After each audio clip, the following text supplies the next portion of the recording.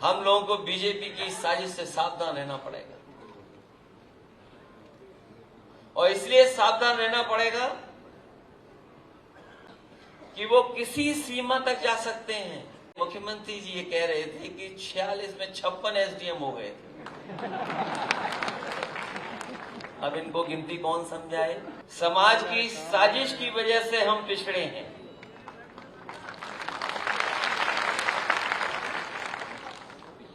जो हजारों साल पुरानी लड़ाई है,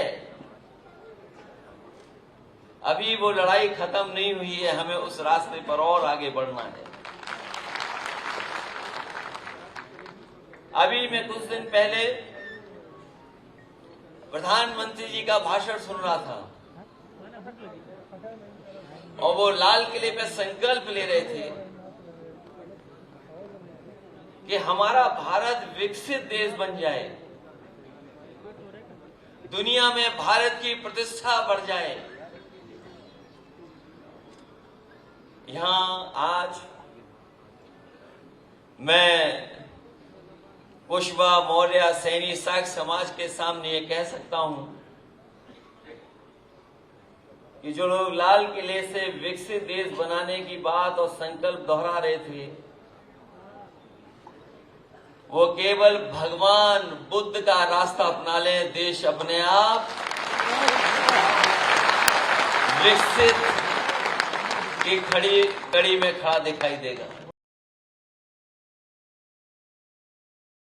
आपके पड़ोस के देश हैं, चीन हो, जापान हो या और देश हो, अगर हम आकलन करें तो सोचो वहां पर कितनी खुशहाली है आज। ये अलग बात है कि कुछ जगह पर वो लोकतंत्र नहीं जितना लोकतंत्र हमारा है, जो आजादी देता है। लेकिन कहीं न कहीं जब हम बाबा साहब भीमराव अम्बेडकर जी को याद करते हैं तो ये उन्हीं का संविधान दिया हुआ है जो हमें अधिकार देता है, हमें सम्मान देने के रास्ते पे ले जाता है। इसलिए आज जहां हमारा देश विकसित होना चाहिए, वहीं हमें यह भी सोचना पड़ेगा कि वो कौन सी समाज की ताकतें हैं जो बाबा साहब भीमराव अम्बेडकर जी का दिया हुआ संविधान को हम लोगों से छीनना चाहते हैं।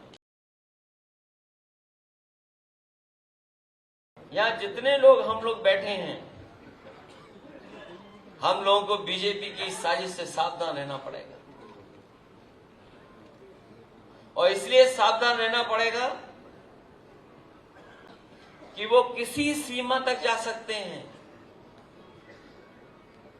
हालांकि जो हालत उसकी हुई है, मुझे तो यही लगता है कि समाजवादी एम्बुलेंस जो चलाई गई थी उसी में वो गया होगा।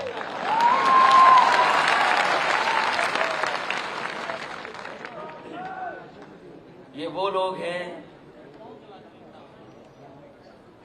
जो घबरा रहे हैं कि समाज धीरे धीरे जागरूक होता जा रहा है।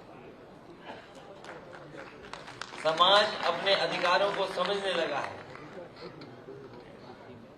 उन्हें जो समय समय पर धोखे मिले हैं बहुजन समाज को, उस बात को वो समझ रहा है। हम तो ये मानते हैं कि कभी कभी भगवान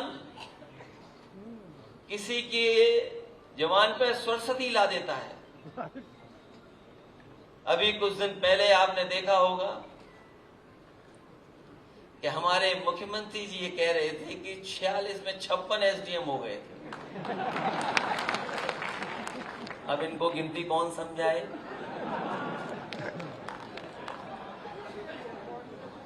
और मैंने पूछा उनसे कि वो 46 में जो 56 हुए थे उसकी सूची कम से कम विधानसभा में रख दो। वो सदन जिसमें बात रखी थी, वो सदन का समय खत्म हो गया। अभी कुछ दिन पहले फिर सदन चल रहा था, उसमें भी वो भूल गए। मैं इस बात को इसलिए बोल रहा हूं कि हमें और आपको उनकी साजिश से सावधान रहना पड़ेगा।